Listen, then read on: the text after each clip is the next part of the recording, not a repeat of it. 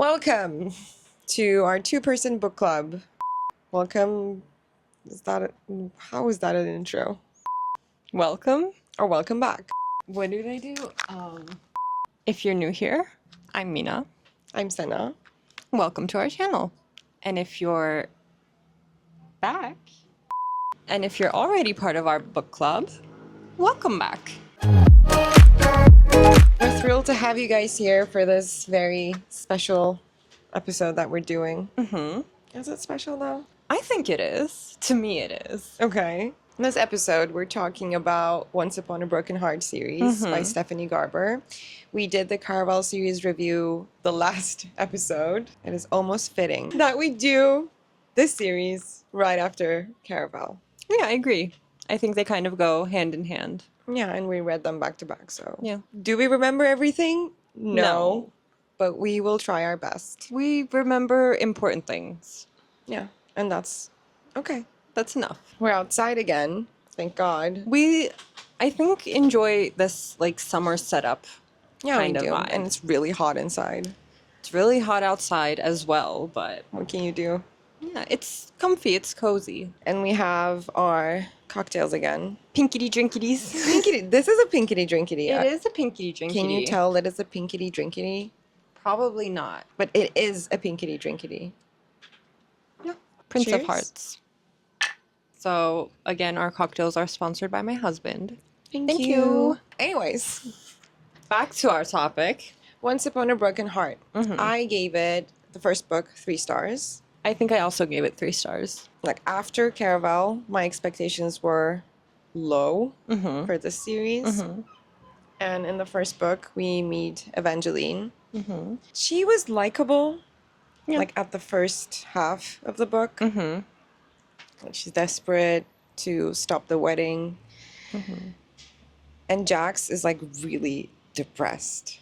After Tella, Yeah. he's hella depressed. It was hard seeing him as this, like, broken down. It was hard to see him, like, depressed. And the way that he had his ending in Caraval, that, like, really broke my heart. And I kind of get, like, where he's coming from. Because, like, his kiss is poison and Tella's the only one that is supposedly alive. Survived, yeah. Yeah. So I get why he's, like, heartbroken over it, because Like, to in his him, mind, yeah, one true love. that was his only shot. Yeah. But Evangeline, I like her, and I like her character, and I like her development.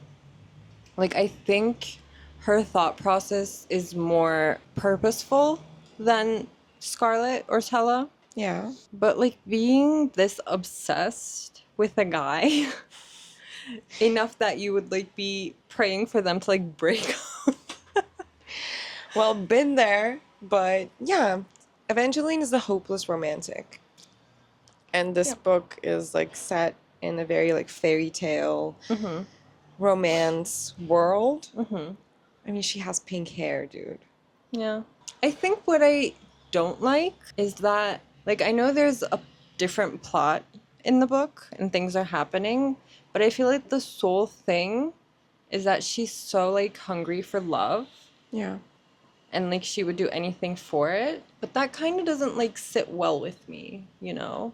Because she's also young. Yeah. And there are, like, other things to life, you know? Other than, like, I don't know, randomly getting married to a prince, for one. Yeah. Or being obsessed with, like, your sister's fiancé. Even though... Well, she had him first. Yeah, I agree with that. I agree And with that. stepsister from an evil stepmother. He was cursed. I will give him that. But, like... That's getting ahead of yourself, though. No, she felt that he was cursed, Yeah. though. That's what I'm saying. Well, Because she's like, this isn't possible. Like, this something is not must my have... Luke. Yeah. No. Something must have happened. But I like that she took, like, initiative. You know, she didn't just say, okay, I guess this is happening. She was like, no, this is not him. Something's wrong. Stop this wedding at all costs. I don't know. They did stop the wedding, but at what cost? She sacrificed herself, and no one saved her, even though, That was like, pretty Poison sad. left, like, a note as well. No one saved her. It's not her fault. She thought someone would. Wishful thinking. Yeah, wishful thinking. I actually thought that maybe this time we would get a different like world building. Let's just say this time I hope the world building would be better than Caraval. And I did not see that at all. In the second half of the book, we're going to the north to meet this prince. I'm hopeful because fairy tale world, yay, so happy. And the way that the book describes north as like magical and I'm just like thinking sunshines and rainbows. And To me, the North was kind of like, Santa's playground. yeah, That's how it was in my mind. Like everything was all colorful or kind of like the Harry Potter world where things were like all moving, changing. and alive. And that's what it was in my mind. I was really excited, No. but did not see that much. No. I think there's a theme. Like in the first book, there needs to be some world building in order for me to get used to the world. But every time something new popped up in the world, the writer, the writer didn't explain anything. They just wanted you to like accept what's happening. Okay, there's a new mythical creature. There's this ancient lore. There's this family history. Just accept it and move on.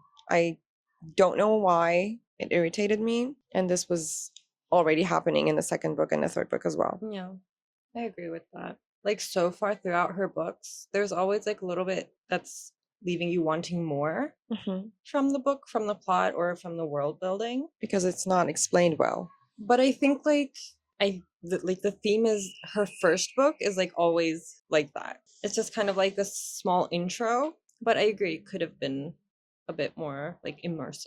Yeah.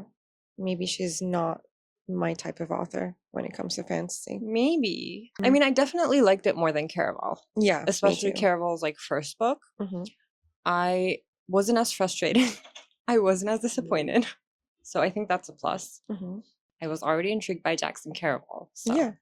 He was the best character throughout the whole series. And in the first book, we also see Scarlett and Tella too. Yeah. They seem more established. I wish they were like that in their like final book too. But no. What can you do? When you like think as Evangeline, you're thrown into this new world completely. You don't know anything about them. I think she navigated the situation well. I agree. But again, this whole thing revolves around someone getting married or being obsessed with happily ever after. Yeah. I will say I did like the small hints of Marisol having like a book that looked like a recipe book on the outside, but on the inside it was like a spell book. I like those little details, and I loved Lala. Yeah, me too. She was one of my favorites, even though she had her ups and downs sometimes, but who doesn't? That's character growth for you. Yeah. For the second one, I gave 4 stars. I think I did too. Many people love the third one. Obsessed with the third one, but as far as the story and how it's told goes, I think second one was my favorite because it had a lot of new and different characters like Lala and like other fates, and we knew so much more about Marisol. We saw Apollo. I wanted to see more of him before Jax's curse, maybe. He needed more of a presence in the book. Yeah, we don't know him at all. No. Before the curse or anything. Yeah, just the prince. Yeah. That she's gonna marry, apparently. But the second one had more lore, as you can say. You learn more about the creatures and the family histories and the arches. Like there's history there. Yeah. And I loved the cursed fairy tale curse. Like it changed every time you told about it. I love that little plot in the books. But again, there was just like little things thrown in the book, like fucking vampires. That was so random. So random. Like there aren't like I know there's like magic, and I can't even think. There aren't any more creatures, are there? I can't think of any more creatures. Some type of magical creatures are there, but little not like fairies and like. Yeah, but I still feel like vampires are very random. They are pretty random. Because in my mind, vampire world is like in the same world as like werewolves. I don't know. It doesn't have to be. Like shapeshifter creatures. I feel like they're in the same world, so I feel like More supernatural. Yeah. If they Not are fantasy. there, other creatures must also be there. But I feel like fairies are not really like in the same realm. No. Sometimes. They were not executed well. Yeah. That was my problem with it. I felt like sometimes the conflicts were just plot devices to further the story, and many of them didn't get like resolved. And you can say that about many characters as well. For example, Apollo's brother. What the fuck was up with him anyway? Tiberius? Yeah. I mean, he knew about the curse. Yeah. He knew about the pink hair and the key, and he was sworn to not let like the Valley Arch open. So I kind of get what his deal was, but it was kind of like thrown in so randomly. That's my thing. Like the protectorates, the whole organization, we don't know anything about them. No. We just saw Tiberius and we know their catchphrase. There's a prophecy. Like that's my problem. Yeah. They're used as plot devices, but it doesn't solve anything. No. It's just to save the day, you know? But I really liked Evangeline and Jack's chapters where they were together. You can see the yearning. That I felt. Yeah. That I felt. I think, like, especially Jack's yearning was done really well. Yeah. He was so conflicted about his feelings towards Evangeline while he thought Tella was his one true love. He was really angry about it. And that's why I liked the series more. It had more complex emotions than the first one. Yeah. And he also had, like, a hidden agenda. Yeah. When it came to, like, opening the Valerie Arch. I was surprised with like who Chaos actually was, what was in the Valerie Arch, and what Jack like planned to do with the stones afterwards. That was like kind of what stuck with me the most about the second book. So I think that's also why it's one of my favorites out of the series. But again, yeah, this like if you look at it as a love story between like Evangeline and Jax, you can see them falling in love with each other. And you didn't like I didn't experience this with Tella or Dante or Scarlet or Julian, which I really liked. I liked how you can also see like the friendship there as well. Even if they can't like be together and Jax has convinced himself like if he kisses her, she'll die. But they still have like that strong connection of like sharing things and caring for each other. So I think that was a really nice touch. Yeah, although Evangeline did not trust him at all, she tried not to. Yeah, she was still there with him. When you come to the third book, I gave it 4 stars, but I think it deserved 3. I gave it 3 stars. The reason I gave 4 stars was I got my happy ending with them. Okay. Like, I didn't want to compare the world building to the last book. I just wanted Jax to be happy, and I was done with the whole criticizing thing. But the memory loss, that was really painful. It was painful. It was painful to read and at the end of the second book. And it was painful to live through in like the first half of the book. I just wanted to scream at Evangeline, like, just remember, girl, please. But like to me, the point where she remembered I didn't really feel like, oh, this is the time she remembers. No, it happened like partially. Yeah, but it wasn't really like, in my mind, it wasn't really like a groundbreaking, you have to remember now, like, this and this happened. That didn't happen. And then at like a random time, she's like, I suddenly remember all of it. She just woke up and remembered everything. I liked the parts where she didn't remember because you can see the conflict inside her head. She feels it. Yeah, she knows that the touch is familiar, the smell, the sight is familiar, but she can't really place anything. And there's this like fucking Apollo dude. Yeah. I hated him. He was a good villain because the book needed one. Yeah. Jax was the villain in Caraval. Apollo was obsessed. She is my wife. I remember what it feels like to be obsessed with her, and she must be mine. I can't like see his point of view. I can't I don't have empathy for him. No. But the way he went to such lengths to Mhm. do stuff to protect her from Jax, at the end, it just felt void. Well, we love when like a man is obsessed with the girl. Yeah. I totally understand that.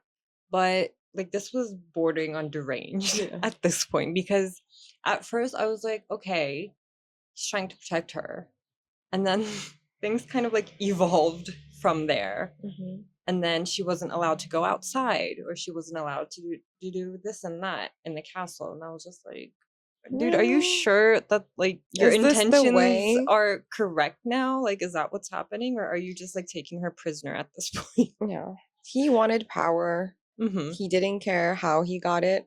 Yeah. But like the thing for me, Evangeline tried so hard to feel something for Apollo. Mm-hmm. And like when he was paralyzed sleeping in the second book, I felt like she was feeling more towards him Mm-hmm. than in the third book. Yeah. And the whole thing with the families, with the scavenger hunt for the Valerie Archstones, it was fun to a certain point, but it kind of felt repetitive. Like they were doing the same stuff over and over. Jax and Evangeline were having the same conversations. Yeah. I got bored. Yeah. Still I did too. love him. Of course. I mean, it doesn't mean that I like him any less. Mm-hmm. Like, what was your favorite part in all three books? If you had to choose like one scene. Hollow. I was gonna say the same. Definitely. That was such a cute scene. I don't know, I wanted them to like stay there forever. Yeah. In that little bubble, all safe and sound. So happy together. I think that's where Jax actually like came into terms with her his feelings for her, vice versa. And it just felt like a bliss, you know? Yeah. Just don't go outside, guys. Exactly. That, and I felt so bad after Chaos attacked her after he opened the Valerie Arch, and then Jax was just save her, please. Do something. like, I love when a book makes me feel something. I say this like over and over again. And I think the second book gave me that, which is why I gave it 4 stars. Yeah, second book was the best in the series. And the third one, everything is like up in the air.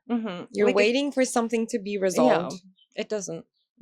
Well, it does, but like not in the way that you hoped it would. Yeah, I like that we get some sort of like a backstory for Jax and Lala and their whole like friendship dynamics. But there are like other characters thrown in there that you don't really know anything about, and further into the book you still don't know anything about them. They're just names to further like the point. Yeah. And there are still like some things that are left like in the air, unanswered. Where's Marisol? We don't know. Where's Tiberius? We don't know. What happened to Aurora? We don't know. We don't know. How did Jax get his heart back? We don't know that either. We don't know. Like, why didn't Tella die? So many things happen like in the background that we have no idea about. And throughout the whole series, including Caraval, Jax was with apples. What was with the apples? You don't know. I think. I hated that. I hated that. Like, I've seen a few theories about it, and I think people are thinking that the apples were like a representation, that he would eat them every time he wanted to kiss someone. That's why there was like a whole, in the castle, I think there was a whole room full of like apple cores, which is when he really had the urge to like kiss her most then. But that doesn't really... That's a theory. Yeah, I want concrete proof from the author. It's not this like was the satisfying, you know? And I saw an interview of the author, and she's like, I think it was like pretty obvious what the apples meant. No, they were not. Can you like please explain? Like, that was not clear for me at all. No. I need it to be like said in a sentence. Please. Like, if anyone knows, can you please like comment down below? Because I'm like losing my mind. This is turning into like, and Lorcan did. Did what? Yes, exactly the same feeling. I feel unsatisfied and I feel empty and I need to know. Thank you. Please. Yeah. So many empty, like open-ended stuff. And I read like to the end of the book where like she asked about the apples. I'm like, oh, So, finally. yes, I was so excited. Like, they're gonna tell us. No? Fuck you. You're not getting any. That's exactly how I felt. So. Besides their romance and their relationship, was it the Valerie family? Like, what was their last name? The ancient family? Valor family. They were so hyped up throughout the series. And when they got off from their secret hiding spot, they did not do anything. Like, I expected something to happen. And we learned about all of the siblings. Where were they? We only saw Aurora, and we saw the other two brothers, but they were just like bodyguards. They were not there. They had no purpose whatsoever. Yeah, I wanted to see Lala's story with the brother. Yeah. And like we could have cut many of Aurora's like chapters and giving them to the family. Like, I don't know, her plot was also kind of like meh, obsessed with Jax. Aurora and Apollo would be like a good couple, I think. Probably. Be obsessed with each other, leave Jax and Evangeline alone, maybe. And then my biggest problem, the fucking tree. Where the fuck did that came from? Like right at the end. And Apollo just became obsessed with it in like 3 chapters. It made no sense. That was like really funny to me, that tree. And like the Valor dude being like, I told you to stay away. He's trying to be like badass, but he's not anymore. No. And then him waiting for like Evangeline, because like the most precious thing, of course, to go, but he loves himself, the selfish bitch. She's like, no. Yeah. The whole thing felt like a children's book. Yeah. I mean, YA for you. But there are so many good YA fantasies, though. Like, this is, I don't know. It's just, I felt so angry about the fucking tree. Right at the end, you inserted something to, you know, tie everything up and serve me. This was the whole point. Sometimes I think like maybe YA isn't for me. And only because like the YAs I read so far, since they're for like young adult, I feel like young adults aren't that aware of like what yearning is, what tension is, or how like... Oh, they're aware, I think. I don't think they are, like how deep those feelings are. And I feel like in like, I don't want to say spicy fantasies, but more like adult fantasies, contemporary or like adult fantasies, the feeling is more like deep and it's told in a way that has you like twisting and turning, you know. You kind of feel the yearning a bit more. I think that's kind of like dumbed down for YA. They don't feel that like richly, maybe. I don't know. Maybe, because I don't really agree with that. I don't know. I haven't read a YA that I'm like... Do we consider Hunger Games as YA? I think it's YA, if you think about it. And that book wrecked me when I was reading it. It's been too long since I've read Hunger Games, so I can't really... Yeah, like complex emotions, maybe, yeah, what you're saying could be true. But this book has complex emotions. Yeah, but it like, just did not have the resolution. The thing is, like, what age did you read Hunger Games? Did you read it recently? No. Exactly. But still, you still remember how you feel. But like your emotions aren't as complex when you're like at a younger age. You think they are, but they're not. I don't know. I don't really agree with that. Then reread Hunger Games and tell me. Okay. How you feel. Okay. Because I feel like actually it's not like the really same. wanted to read Sunrise and the Reaping because I think I'm gonna cry a lot during that. I mean, I love Hunger Games. So I might even reread them sometime. But like, I don't know. Like that's also a fear of mine for like Shatter Me. I'm so curious about that series. But I don't know. Are my expectations too high? I want to say like comment if you have like a good YA that you love and would recommend. But this series is also very recommended. I mean, I liked it. It's I not like liked I it. did not like it. Like, I would reread this series. I would not reread Caraval. I feel like. It still like surprises me that's the criteria for you. It is. Rereading it. Yeah. I would not categorize books as being good or bad by me wanting to reread them. I'm not saying Caraval is bad because I don't want to reread it. I'm just saying I wouldn't. I didn't like it as much as I like this one. No. This one I would want to live again. Yeah. The other one, it's fine if I don't live through that again. I don't think I would reread any of these series, like both of them. But I really enjoy this one. I'll probably miss Jax sometime in the future, so I might. Yeah, still, the last one didn't impacted me as much as just it did. read the second one. Just read the second one. That's the only good one. That's enough. That's the only one who has any worthy storytelling, I think. I feel like we're arguing in this episode. Different opinion. We've done it though, 6 books. That's a lot. It was a lot. And it was a lot to read like back to back. Like, I'm okay with reading like one series. But because the first series had like Jax in it, I immediately went on to the second series just like you did. Instead of like putting a buffer book in between. And it was a lot. And they kind of like merged together. Yeah, for me as well. So each series was like one book for me. And that's okay. That was also like fun. Yeah, they're not that long. No. So we could have just like breezed through them really easily. Yeah. I would not do this again though. Not like 6 this, books, I wouldn't. Like all at once. But I would recommend this series. But you need to read the first one in order to read this one. Because I feel like you would get a lot of spoilers. I think that if you don't read Caraval and you read this book, this series, then you're going to be having like some question marks, and then you're going to be wanting to like go back and read Caraval, which is going to be like tough and confusing, especially since this series is better than that one. Yeah, because you need to know what happened with Tella and Jax in order to understand his heartbreak, Exactly. if you can say. Yeah.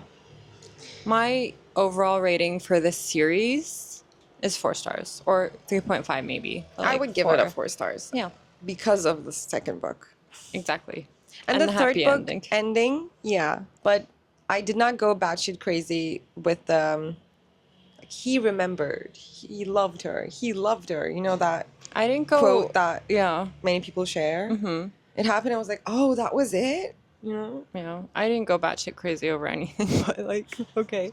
Because when I was like reading the series, I also kept seeing like people's videos on like them saying, oh, like all you read is spice, blah, blah, blah. And then the third book, like almost to the end, like first kiss. And I'm like, goddamn. Slow burn it is. Yeah. Well, I don't mind slow burn in fantasy. It has to be done there's well. a lot of things like going around, and you don't actually need to have spice in a fantasy book in order for it to be good. No, I agree. I think that like there is a lot of things going on, and there were also a lot of things going on in this book, but like they were just like unnecessarily happening to a point. This is another case of like the bank exploded, the market exploded, especially in the third book. Yeah. Well, thank you guys for listening to us talking about this series. Let us know if you agree with us or not, or how you felt. Yeah. Don't forget to subscribe and turn on that little notification bell so you don't miss out on our videos. And be sure to follow us on all our other socials for all kinds of content. And we'll see you in the next one. Bye!